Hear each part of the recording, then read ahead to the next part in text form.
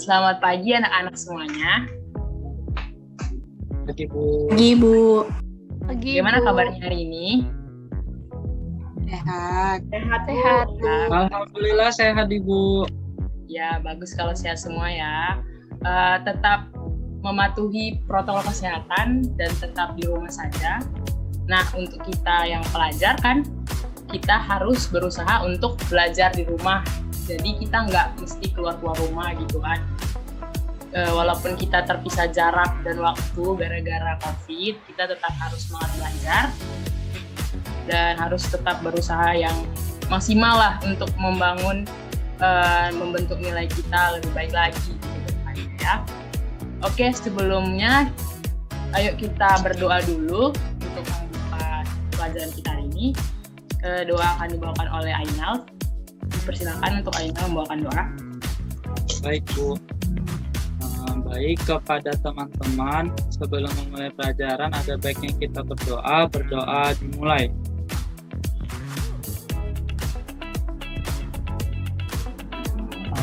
Berdoa selesai. Baik, terima kasih Ainal yang sudah membawakan doa pada hari ini. Untuk itu, Ibu akan mengabsen kalian dulu ya, supaya bisa tahu siapa yang hadir dan tidak hadir hari ini. Coba semuanya di on cam. Oke, udah semua on cam ya. Sepertinya semuanya hadir hari ini. Sebentar Ibu screenshot untuk sebagai bukti kehadiran kita hari ini ya. Oke, senyum semuanya, lihat kamera. Oke.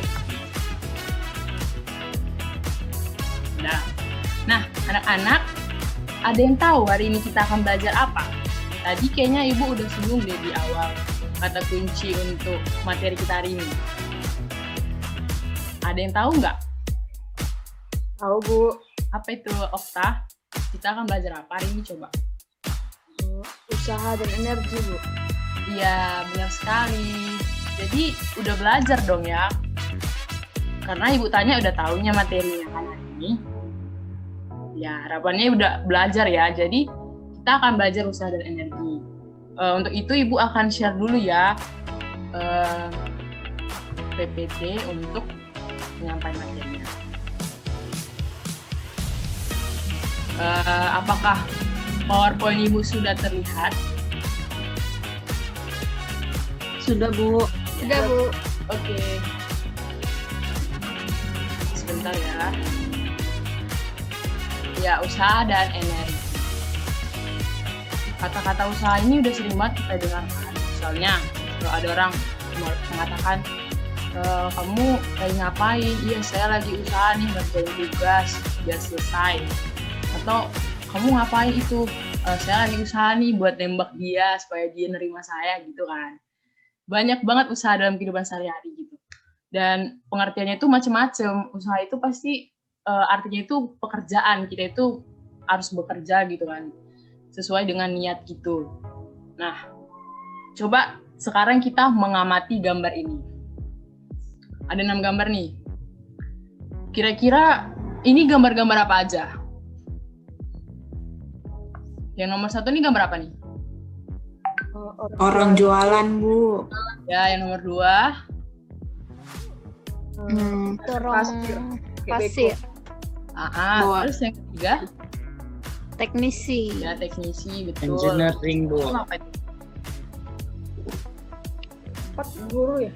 Kantoran, Bu. 4. Iya, orang kantoran, pengusaha juga bisa lah kan. Oke, nomor 5 itu lagi ngapain? Panjat tebing. Mendaki, Bu. Iya, mendaki, panjat tebing. Nomor 6? Bermain. Main mobil-mobilan. Iya. Kenapa Ibu menyuruh kalian mengamati ini? Nah, dari sini kita bisa lihat mereka ini lagi berusaha atau tidak. Pastinya berusaha dong ya, atau enggak? Dari yang keenam ini, menurut kalian yang mana sih contoh usaha itu? Kalau dari saya, Bu, kayaknya nomor 2, 5, sama 6. Oke, Alfi. Yang lain? Okta? Kayaknya 3, 5, sama 6, Bu. Ya, right? 5 sama 6 kayaknya, Bu. Yang lain, Grace? 156. Oke. Kalau Nur sama Inal, gimana jawaban kalian? Kayaknya semua sah lah, Bu. Oke. Iya, kalau dari Ainal Bu, nomor 6 sama nomor 2 Bu. Oke. Beda-beda ya jawabannya ya. Ada yang bilang semua usaha, ada yang nomor ini. Coba kita lanjut lagi. Kira-kira yang mana sih yang usaha ya kan? Oke, sebelumnya tujuan pembelajaran kita hari ini tuh menganalisis konsep usaha sebagai transfer energi potensial.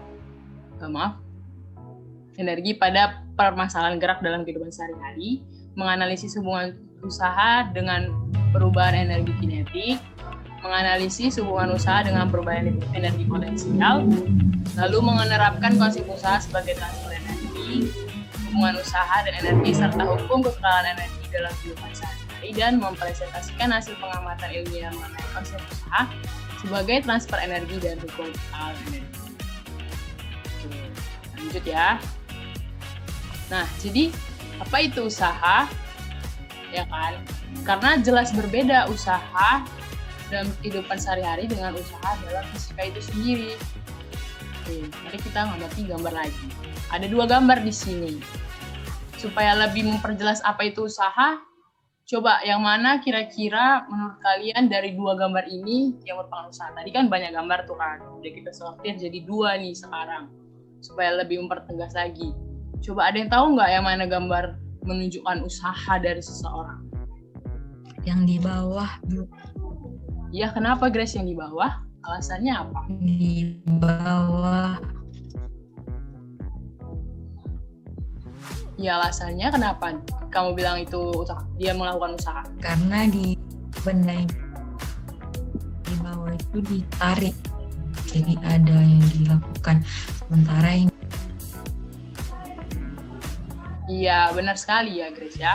Jadi, kenapa dia melakukan usaha? Karena dia melakukan gaya terhadap benda ini. Apa? Gaya tarik. Dia menarik bendanya sehingga bendanya berpindah dari posisinya awal ke posisi akhir. Dia bergerak. Sementara yang pertama, bendanya itu diam, tidak bergerak karena memang yang menarik itu tidak memberikan gaya pada benda tersebut. Jadi, pengertian usaha adalah besarnya gaya yang bekerja pada suatu benda sehingga benda tersebut mengalami perpindahan. Lalu selanjutnya, itu dimensi usaha. Jadi kemarin itu kan kita sudah belajar tentang besaran vektor atau besaran skala. Jadi usaha itu termasuk dalam besaran skala karena dia merupakan perkalian dari 2 besaran vektor, yaitu gaya dan perpindahan. Nah, jadi dimensi usaha itu di sini ml kuadrat T pangkat minus 2. Gimana sih mendapatkan dimensi usaha? Kemarin kan kita sudah belajar kan gimana cara mendapatkan dimensi dari besaran dan satuan. Ada yang tahu? Saya Bu. Ya, Okta. Jadi dari yang saya baca Bu, satuan dari usaha itu kan kilogram meter kuadrat per sekon kuadrat. Ya. Nah, dari situ bisa didapatkan Bu. Jadi kilogram itu kan satuan dari massa, lalu meter itu satuan dari panjang, tapi nanti dikuadratkan. Lalu waktu itu satuannya sekon satuannya itu satuan dari waktu, nanti dikuadratkan. Lalu yang udah dipelajari kemarin, kalau dimensi dari massa itu M besar, lalu panjang itu L besar, nanti dikuadratkan, lalu waktu itu T besar, dikuadratkan. Nah, setelah itu, kan tadi T kuadrat itu di bawah, jadi dinaikkan ke atas, makanya pangkatnya jadi minus kuadrat. Ya, benar sekali ya Okta. Bagus sekali, berarti sudah dipelajari, sudah dipahami materi yang sebelumnya. Oke, kita lanjut ya. Nah, sekarang kita akan membahas kasus-kasus usaha dalam kehidupan sehari-hari yang sebenarnya itu itu usaha gitu. Terkadang kita bingung ini usaha atau tidak. Jadi ada beberapa kasus yang menunjukkan bahwa itu usaha. Yang pertama, besar usaha jika gaya bekerja searah dengan perpindahannya. Oke, di sini ada gambar. Kita bisa lihat gambarnya. Ada seorang perempuan mendorong gerobak. Jadi dia datang dari kiri mendorong ke arah kanan. Gaya yang diberikannya itu mendorong benda searah dengan perpindahannya. Makanya benda juga bergerak ke arah kanan searah dengan perpindahannya. Nah, ini bisa kita lihat dari gambar ini. Kita lihat. Nah, gayanya juga searah dengan perpindahannya. Gitu kan? Dengan rumus W sama dengan F dikali S. Nah, W itu usahanya, F itu gaya, dan S itu perpindahan. Jadi, coba Ibu mau tanya lagi deh. Yang tadi Ibu udah katakan, besar usaha jika gaya yang bekerja searah dengan perpindahan itu apa maksudnya? Coba, ada. Saya Bu, Ya, itu artinya usaha dapat ditentukan jika gaya yang diberikan itu searah dengan perpindahan. Jadi kalau kita mendorong bendanya ke kanan, maka bendanya akan bergerak ke kanan juga, Bu. ya benar. Berarti berusaha ada mengamati dan memahami ya yang Ibu bilang tadi barusan. Oke, kita lanjut ya. Selanjutnya itu besar usaha jika gaya yang bekerja membentuk sudut dengan arah perpindahannya. Nah, ini dia gambarnya. Seorang anak kecil sedang mendorong kereta mainannya. Nah, talinya itu membentuk sudut terhadap gaya yang bekerja di sekeliling bendanya gitu. Sehingga bisa kita lihat juga di gambar ini. Nah, ini dia. Kalau kita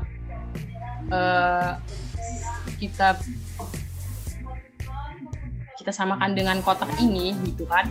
Jadi kotaknya ini bergerak karena gaya yang diberikan oleh si anak melalui tali ini. Jadi membentuk sudut antara tali dengan gaya yang bergerak.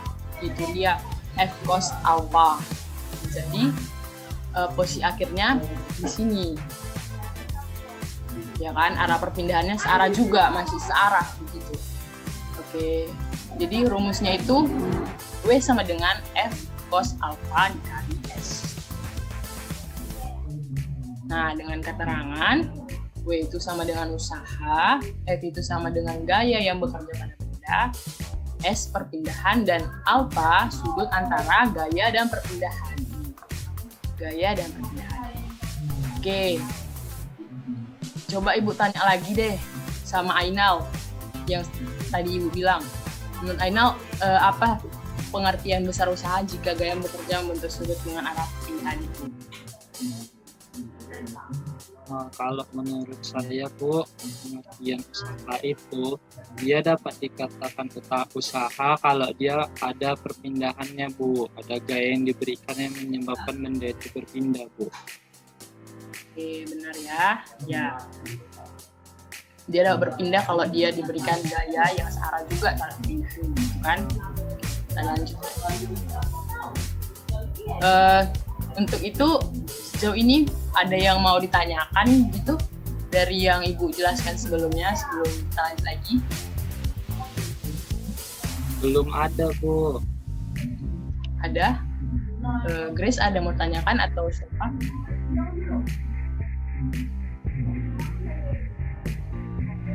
Iya, Grace.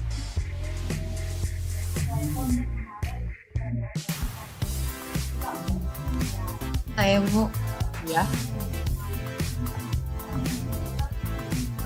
Bu, pertanyaan saya, apakah semua gaya itu dapat melakukan usaha?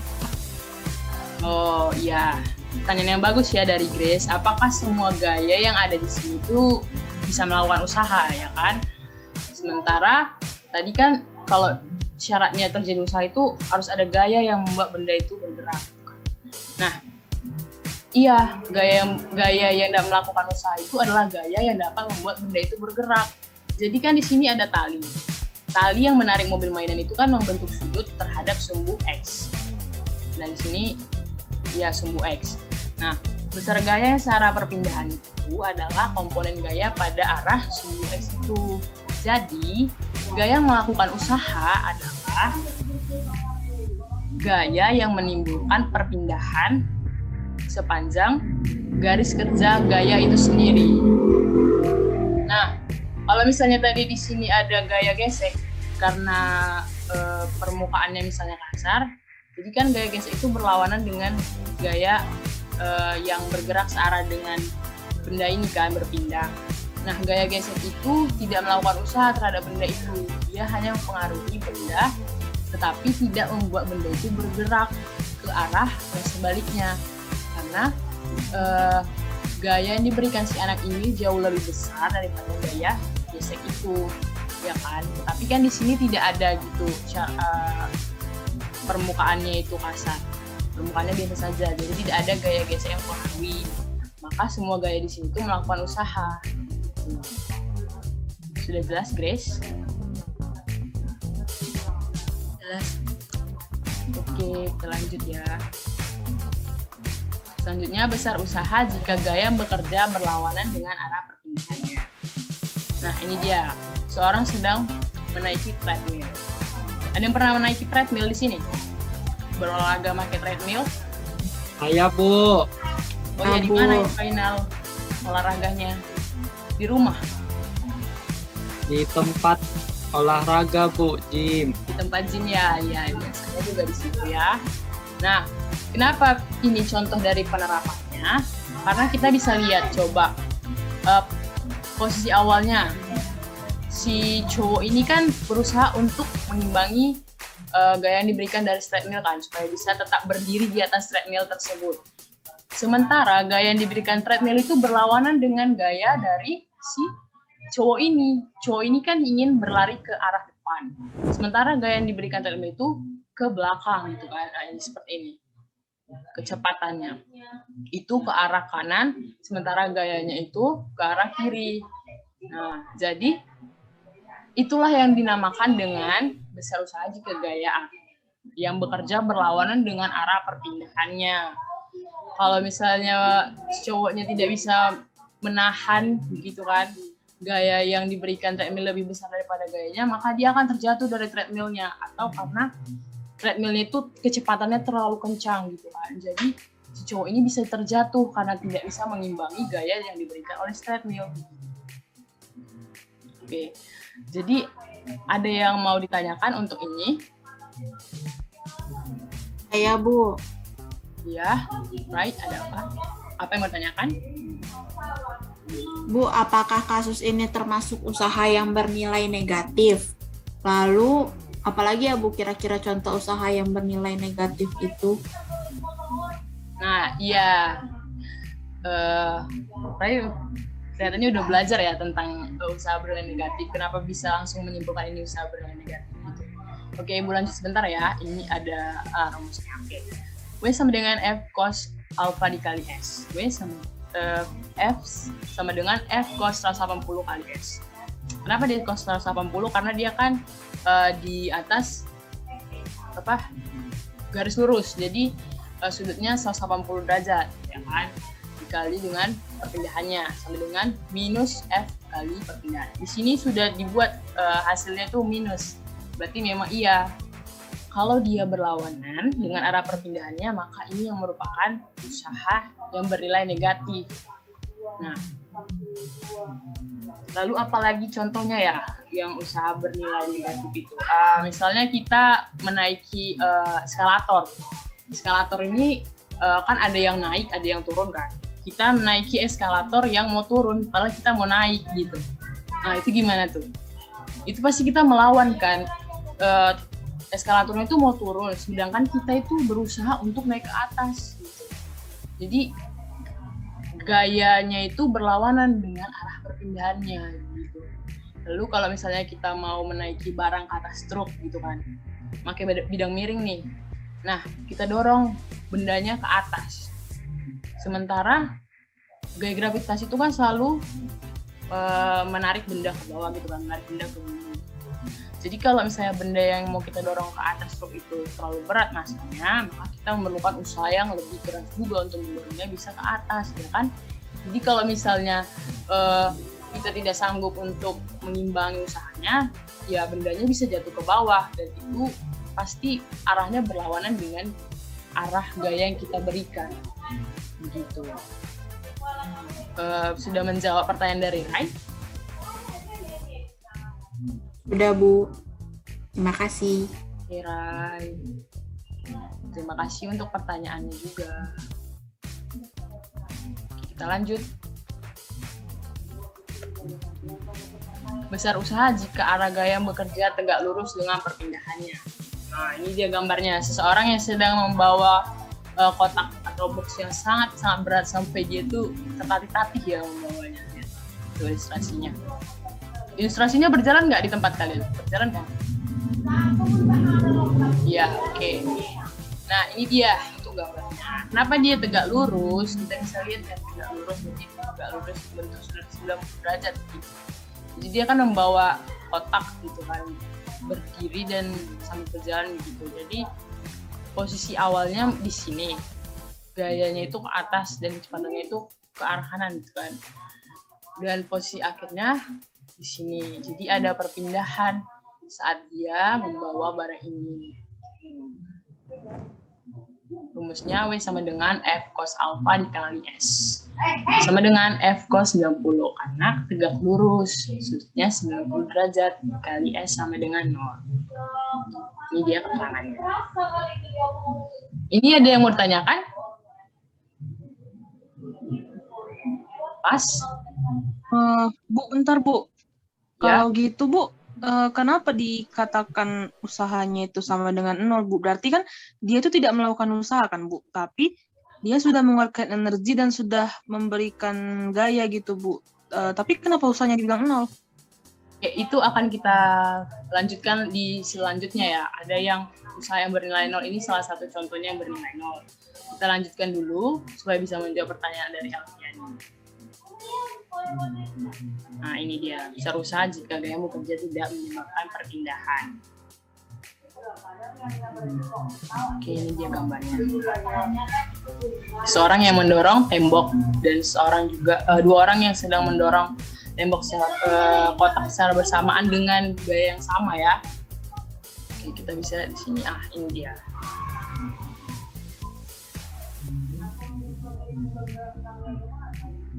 F, kita bisa lihat F di sini, S-nya sama dengan 0, tidak terjadi perpindahan. Dia memberikan gaya tetapi tidak terjadi perpindahan. W sama dengan F dikali S, F sama dengan 0.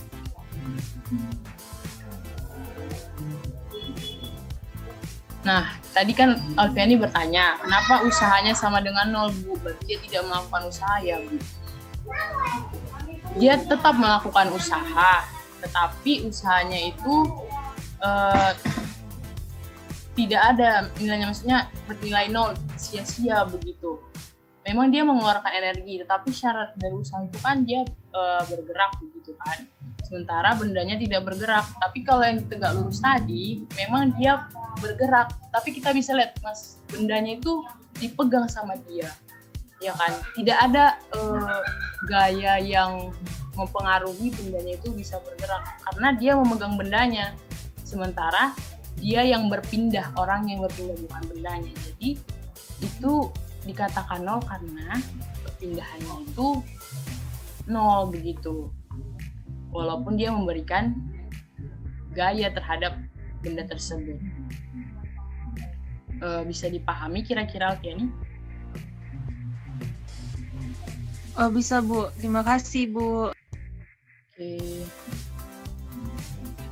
Nah, selanjutnya kita masuk ke energi ya. Kita sudah bahas tadi tentang usaha.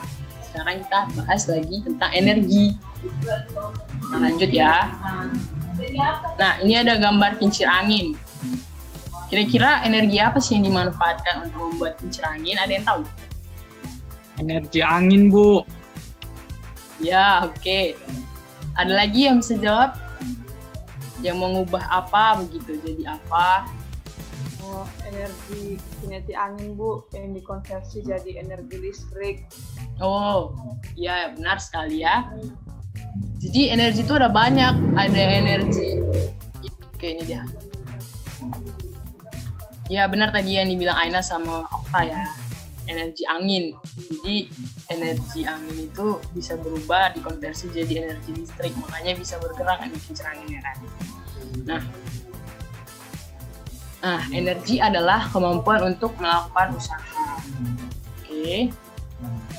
Dimensi energi sama dengan dimensi usaha tadi. Nah, mungkin kalian udah tahu lah kan bagaimana cara mencari dimensi. Tadi juga kita udah mencari dimensi usaha. Pasti udah tahu juga bagaimana cara mencari dimensi energi. Oke, ada yang bertanyakan ini tentang energi? Enggak, Bu. Kita lanjut ya. Oke, selanjutnya bentuk-bentuk energi. Tadi kan Ibu bilang energi itu ada banyak ya kan? Kalian tadi salah satunya udah menyebut energi kinetik. Terus energi angin, energi listrik. Baru ada lagi energi panas gitu kan. Ada energi nuklir, banyak lah pokoknya. Nah, tapi di sini kita membahas 3 saja yang terkhusus begitu. Ada yang pertama itu kira-kira ini energi apa? Dari gambarnya. Ada yang bisa jawab nggak? Energi Potensial, Bu. Iya, betul sekali Nur. Energi potensial. Selanjutnya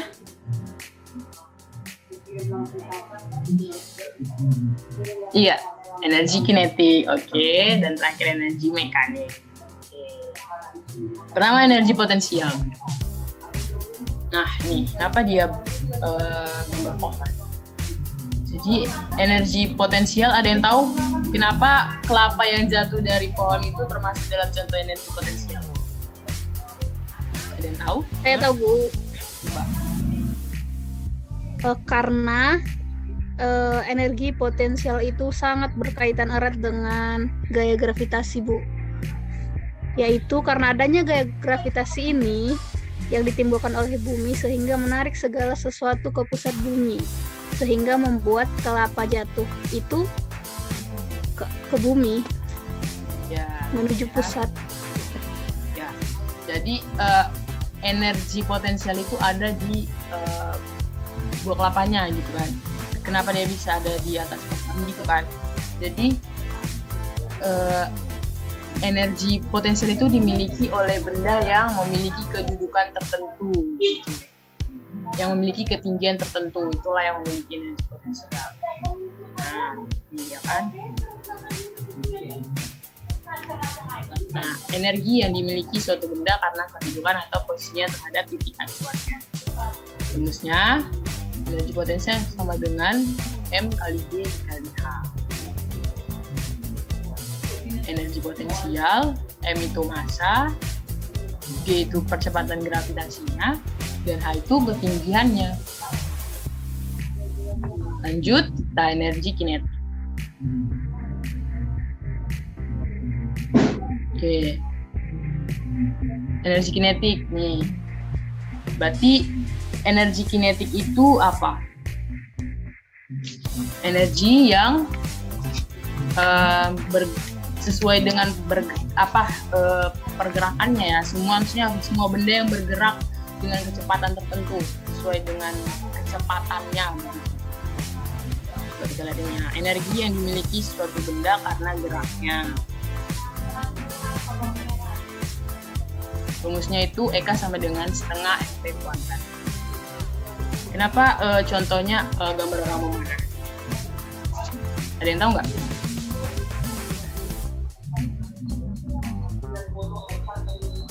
Jadi kan kalau misalnya gambar orang memanah itu ketika dia menarik tali busurnya terus menahannya, tali busurnya itu mendapatkan energi. Nah, jika tali busur itu dilepaskan, anak panah akan melesat, dan melesatnya anak panah inilah itu akibat dari usaha yang dilakukan oleh tali busurnya. Lanjut, energi mekanik. Nah, ini roller coaster. Ada yang pernah naik roller coaster sebelumnya di sini? Bu. Pernah ya? Gimana naiknya, Fry? Trans Studio Bandung, Bu. Oh iya. Ada permainan ya, banyak roller coaster. Ternyata roller coaster ini salah satu contoh penerapan dari energi mekanik. Nah, di mana ada energi potensial dan energi kinetik di situ, ya kan? Nah, ini juga contoh ilustrasinya. Sebuah benda dijatuhkan dari ketinggian tertentu dan dia mendarat ke bawah. Nah, ketika dia di atas, dia memiliki energi potensial nih. Tuh, maksimumnya energi potensialnya ketika berada di ketinggian paling maksimum. Nah, kalau dia udah jatuh ke bawah, dia memiliki energi kinetik. Nah, ini dia. Energi mekanik adalah energi yang dimiliki benda karena sifat geraknya. Jadi, energi mekanik ini pertambahan dari energi kinetik ditambah dengan energi potensial. Rumusnya ya, energi kinetik ditambah dengan rumus energi potensial. Keterangannya itu, nah itu dia. Bisa dilihat sama-sama kan keterangannya. Oke, selanjutnya itu hubungan usaha dan energi. Yang pertama itu dengan energi potensial. Dia gambarnya. Jadi pasti ada lah hubungan usaha dengan energi kan. Tadi kan pengertian energi itu kemampuan untuk melakukan usaha. Nah, orang melakukan usaha nggak mungkin nggak memiliki energi gitu. Ya kan? Jadi semuanya saling berhubungan nih. Berarti usaha itu adalah perubahan dari energi itu sendiri. Di sini W A dan D sama dengan perubahan dari energi potensial. Sama dengan energi potensial A dikurang energi potensial sini. Nah, itu dijabarkan, rumusnya diturunkan. Energi potensial kan tadi rumusnya massa dikali gravitasi, kecepatan gravitasi dikali ketinggian, dikurang mgHb. Nah, terakhirnya itu mg dikali h, A dikurang. Selanjutnya, hubungan usaha dengan energi kinetik. Ini dia. W sama dengan perubahan dari energi kinetik. Energi kinetik kedua dikurang energi kinetik yang pertama. W sama dengan setengah mv kuadrat benda kedua dikurang setengah mv kuadrat benda pertama.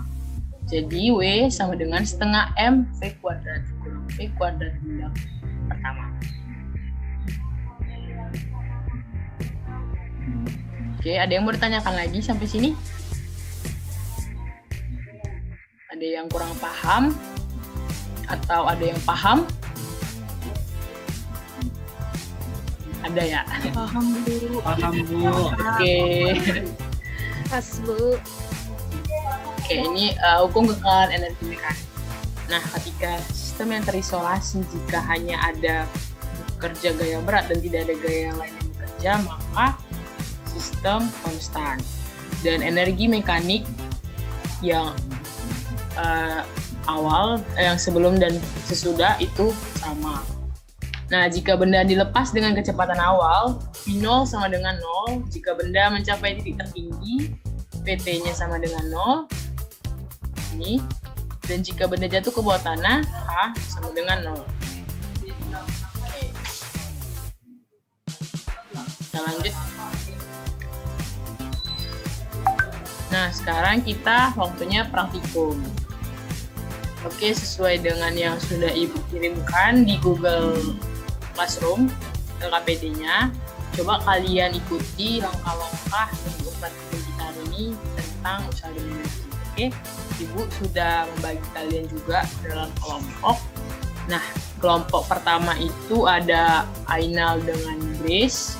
Kelompok kedua itu ada Oktaviani dengan Nusyahada, lalu yang kelompok ketiga itu ada Revita dengan Oktaviani.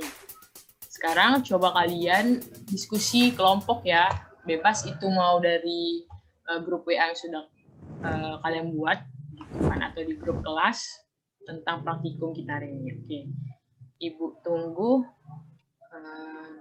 selama 10 menit. Baik, Bu. Ya, Mari kita diskusi teman-teman.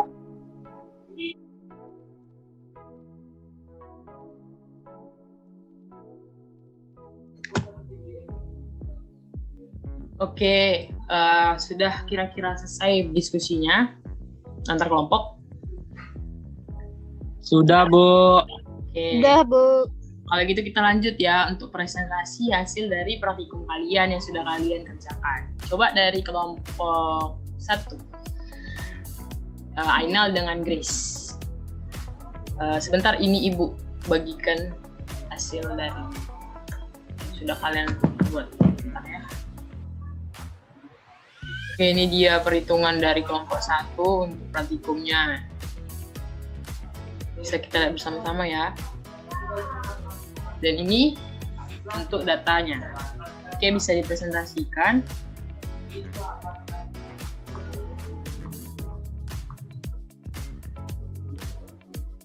Sekaligus dengan kesimpulannya mungkin boleh, kesimpulan dari praktikumnya. Oke, baik, Bu. Nah, sebelumnya saya ingin mempresentasikan ya, Bu. Nanti kesimpulannya akan disampaikan oleh teman saya, Bu. Nah, jadi, Bu, dari hasil praktikum kami dari kelompok 1 telah dapat dilihat bersama kan, Bu, oleh teman-teman bahwasanya diperolehlah, Bu, kami mengambil 3 sampel benda, Bu, yaitu batu, kelereng, dan bola basket. Nah, di sini ditampilkan massa dari masing-masing benda dan variasi ketinggian yang kami lakukan, Bu. Maka dapatlah, Bu, kami EP-nya itu besarnya berapa dan EK-nya besarnya berapa dari masing-masing benda dengan variasi ketinggian ada, Bu. Kesimpulannya akan disampaikan oleh teman saya, Bu. Oke, silakan Grace, kesimpulannya. Bu, Dari jadi praktikumnya. kesimpulannya ya, Bu. Ya. Jadi kesimpulannya itu benda dengan massa yang sama tetapi tingginya berbeda akan memiliki energi potensial yang berbeda. Semakin tinggi ketinggiannya, semakin besar energi potensial yang terbentuk. Besar energi potensial dan energi kinetik terbentuk ditandai dengan indikator diameter dan kedalaman cekungan pada plastisim setelah bendanya dijatuhkan. Baik. Bagus sekali ya hasil dari praktikumnya. Oke. Beri tepuk tangan untuk kelompok 1. Ya, oke, kita lanjut ya kelompok 2. Ini dia hasil perhitungan dari kelompok 2. Oke, ini untuk tabel pengamatannya. Coba dipresentasikan dulu dari perwakilan kelompok. Saya mewakili kelompok 2, Bu. Oke, Nursyahada silahkan. Jadi benda yang kami praktikumkan ada 3 jenis. Pertama batu, kedua kelereng, ketiga bola basket. Nah, massa dari masing-masing benda ini berbeda. Seperti terlihat di tabel, ada yang 30 gram, ada yang 5 gram, dan ada yang 47 gram. Percobaannya ada 3 kali di ketinggian yang berbeda, yaitu 20 cm, 40 cm, dan 60 cm, sehingga mendapatkan energi potensial dan energi kinetik yang hampir bersamaan. Bisa dibilang sama sih, Bu. Ya. Jadi untuk kesimpulannya langsung saja saya bacakan. Benda yang mempunyai massa yang berbeda jika dijatuhkan pada ketinggian yang sama maka akan menghasilkan energi potensial dan kinetik yang berbeda. Semakin berat massa benda maka akan menghasilkan energi potensial dan energi kinetik yang lebih besar. Oke, baik. Bagus ya. Sama dengan kelompok 1, hampir mirip hasilnya ya. Dari energi potensial dan energi yang didapatkan. Oke, kita lanjut. Sebelumnya, applause juga dong untuk kelompok 2. Hasil dari praktikumnya juga sangat bagus. Kita lanjut ke kelompok 3. Kelompok 3 ini perhitungannya. Lanjut ini tabel pengamatannya. Ayo langsung kelompok 3, siapa perwakilannya yang mau mempresentasikan hasil praktikumnya?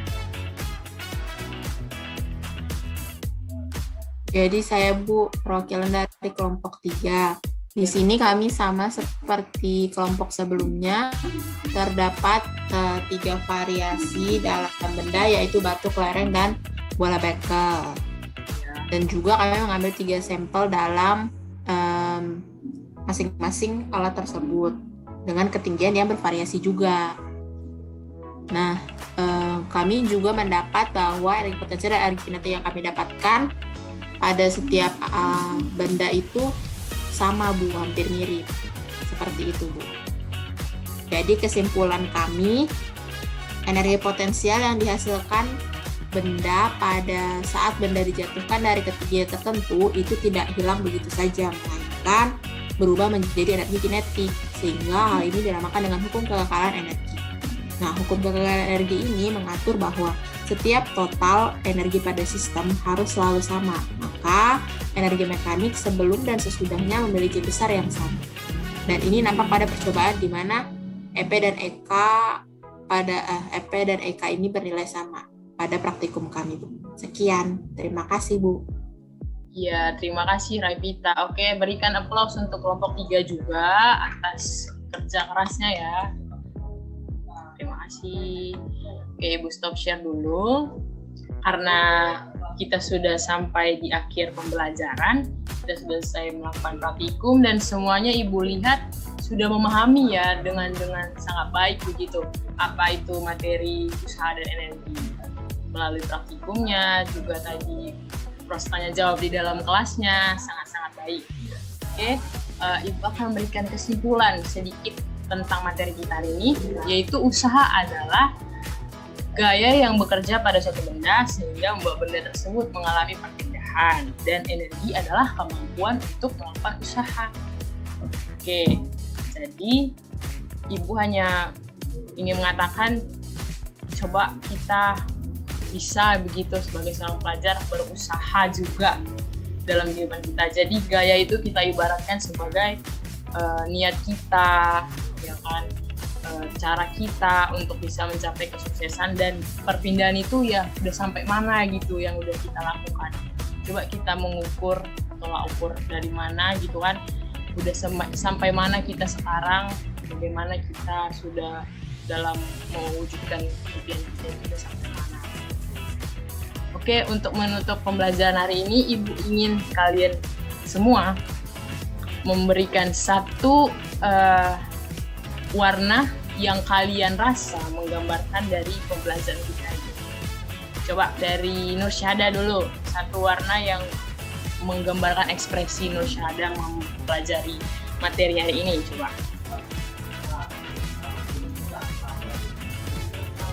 Hijau Bu.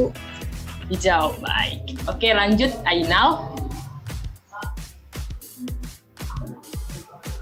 Iya Bu.